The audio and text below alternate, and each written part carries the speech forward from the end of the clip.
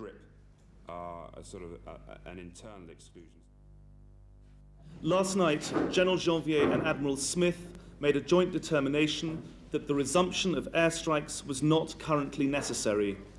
Specified heavy weaponry has been withdrawn from the exclusion zone around Sarajevo.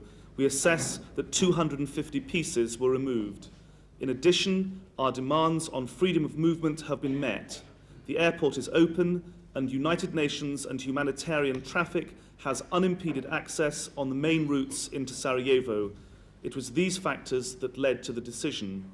However, the Bosnian Serbs must understand quite clearly, and both the UN and NATO wish to emphasize once more, that any attack on Sarajevo or any other safe area or other non-compliance relating to the exclusion zone, freedom of movement, or the functioning of the airport will be subject to investigation and a resumption of airstrikes. Clearly they made a value judgment that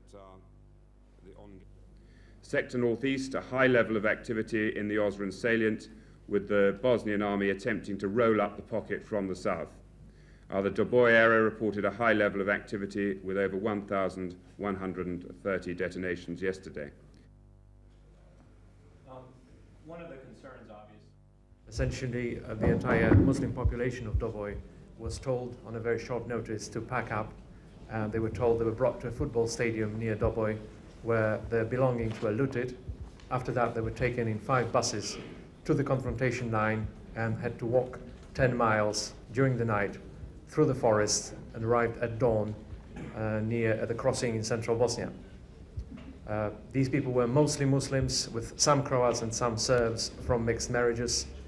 Some of the people who arrived alleged that 3 elderly persons died during the walk, which was apparently very exhausting. However, we cannot confirm it. We do have some agreements on the utilities, which is gas and electric. And as most people know, the water is dependent on the electric. The gas now stands at, the Bosnian government is making a request to what's called the Sanctions Committee in New York, that's a Security Council committee, to reestablish the gas flow from Hungary into Serbia and then to Bosnia and Sarajevo. That should happen today or tomorrow. As we understand it, the committee in New York will react very quickly, which may be as early as Monday, to request the Hungarian government to reopen the valves. That means for Sarajevo, 4 or 5 days after that. So we